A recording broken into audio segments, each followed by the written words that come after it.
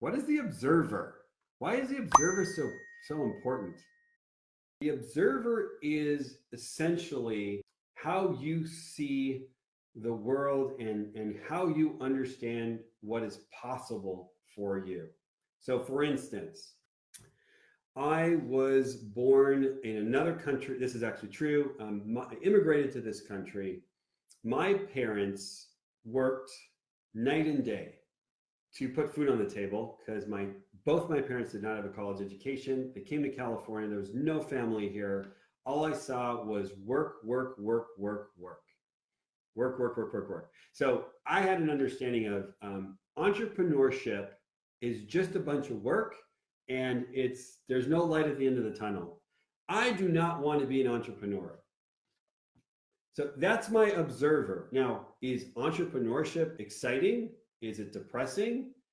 Entrepreneurship is entrepreneurship. Entrepreneurship is coming up with an idea and putting it out there in the world. I had an observer that said that entrepreneurship is a bunch of work. It's tiring.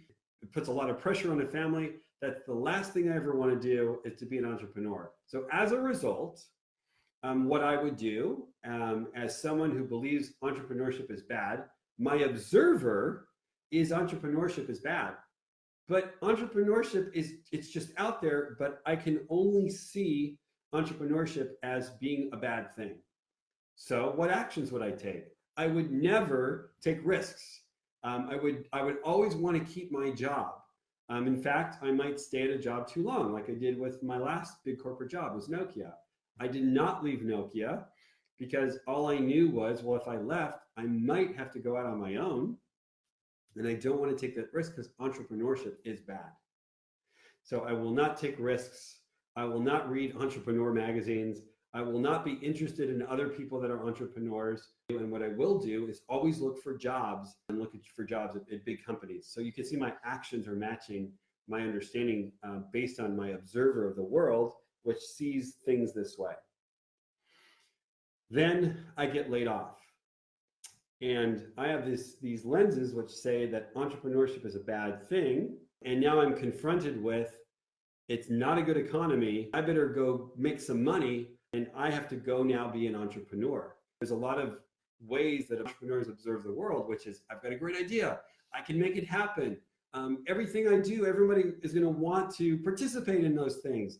I just created sliced bread. Everybody wants sliced bread. That observer would do action, action, action, action, action, action, action, because that's who he or she is. That's not what I did, which was, I'm not so sure this thing is going to work out. This would be too much work. Whatever I try might not work out. So you can see I'm limited in my actions.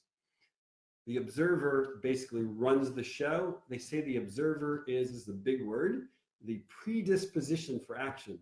Your observer says you're going to pick up that shovel, or you're not going to pick up that shovel.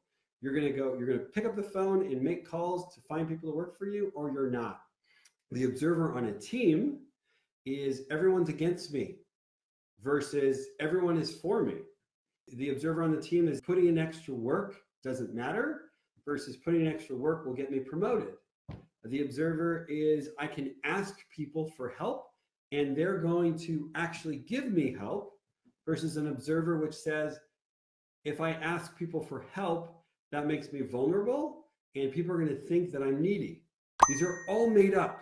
Do we really want to expose our observer? And the answer is absolutely, absolutely yes.